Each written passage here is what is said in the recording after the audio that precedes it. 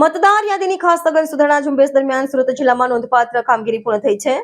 જિલ્લા ચૂંટણી અધિકારી અને કલેક્ટર ડોક્ટર સૌરભ પારગીના જણાવ્યા મુજબ જિલ્લામાં આવેલી 16 વિધાનસભા બેઠકોમાં એસઆરઆર ડિજિટાઇઝેશનનું કામ 100% પૂરું થયું છે. મતદાર યાદીની ખાસ સઘન સુધારણા કાર્યક્રમ હેઠળ જિલ્લા ચૂંટણી અધિકારી અને કલેક્ટર ડોક્ટર સૌરભ પારગીના અધ્યક્ષસ્થાને જિલ્લા સેવા સદન ખાતે વિવિધ રાજકીય પક્ષોના પ્રતિનિધિઓ સાથે બેઠક યોજાઈ હતી, જેમાં તારીખ 10મી ડિસેમ્બર બુધવારે આખરી ખાસ કેમ્પમાં મહત્તમ ગણતરી ફોર્મ પરત આવે તેવો અનુરોધ કરી સૌના સહકારની અપેક્ષા વ્યક્ત કરી હતી.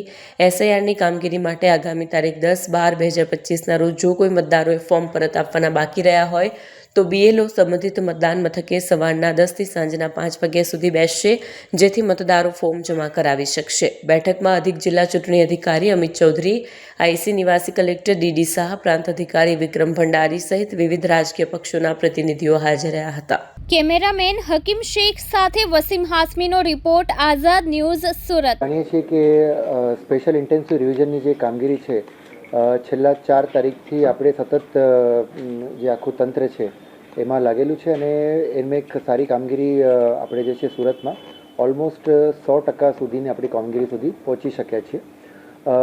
આજની પ્રેસ કોન્ફરન્સનો હેતુ એ છે કે 2-3 વસ્તુ હતી કે આપણે અત્યાર સુધી 73.65 જેટલા વોટર સુધીના ફોર્મ્સ આપણી પાસે પરત આવ્યા છે. એનો મતલબ એ છે કે એની સિવાયના ઓલમોસ્ટ 25.9% જેટલા ફોર્મ છે એ અનકલેક્ટેબલ રહ્યા છે, એટલે એ પાછા નથી આવી શક્યા. કમિશનની સૂચનાથી અમે ગઈકાલે બધા બીએલઓ શ્રી મારફત એવા જેટલા પણ અબસેન્ટ, ડેડ, શિફ્ટેડ વોટર્સ હતા એમની યાદી છે પોલિટિકલ પાર્ટીઝના જે બૂથ લેવલ એજન્ટ છે એમને સોંપી છે અને એ સેમ યાદી છે આપણે કલેક્ટર ઓફિસની જે વેબસાઇટ છે એમાં પણ મૂકી છે. એટલે બધી જાહેર જનતાએ જોઈ શકશે કે જેટલા જે ફોર્મ્સ છે ઓલમોસ્ટ અરાઉન્ડ 12,68,000 જેટલા ફોર્મ્સ છે એ ફોર્મ્સ જે કયા લોકોના ફોર્મ્સ પાછા નથી આવી શક્યા એની બધી જ એ ટોટલ યાદી છે નામ સાથે આપણે પાર્ટ વાઇઝ એમાં મૂકી છે આપણા વેબસાઇટ ઉપર. તો બધા જ જોઈ શકશે અને એમાંથી કોઈ પણ લોકોને એવું લાગે કે ભૂલથી એમાં એએસડીમાં એમનું નામ જતું રહ્યું છે તો અત્યારે પણ આપણી પાસે ટાઈમ છે. નેક્સ્ટ 3 દિવસમાં એટલે 9, 10 અને 11 એ સંપર્ક કરીને પોતાના બીએલઓનો સંપર્ક કરીને એ ફોર્મ હજી પણ ભરી શકશે અને એમનું નામ ડ્રાફ્ટ યાદીમાંથી પછી ઓછું ના થાય.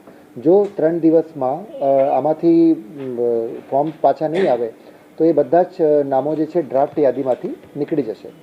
જો કે હું અહીંયા એ પણ મેન્શન કરવા માગું છું કે જો ડ્રાફ્ટ યાદીમાંથી નામ નીકળી પણ જાય તો પણ કોઈએ પેનિક થવાની કોઈ જરૂર નથી. એના પછી જ્યારથી ડ્રાફ્ટ રોલ પબ્લિશ થશે 16 તારીખથી આપણે જે બધા જ લોકો 6 નંબરના ફોર્મ્સ ભરી શકશે અને ફરીથી પોતાનું જે નામ છે એ યાદીમાં ચડાવી શકશે. બટ હિતાવહ એ છે કે અત્યારે જે 3 દિવસનો આપણી પાસે ટાઈમ છે એમાં જેટલા પણ પોતાનું નામ ચેક કરી લેજો અને જો એએસડી યાદીમાં સમાવેશ થતું હોય તો તમારા બીએલઓને સંપર્ક કરીને એ પોતાનું જે ફોર્મ છે એ જમા કરાવી દે.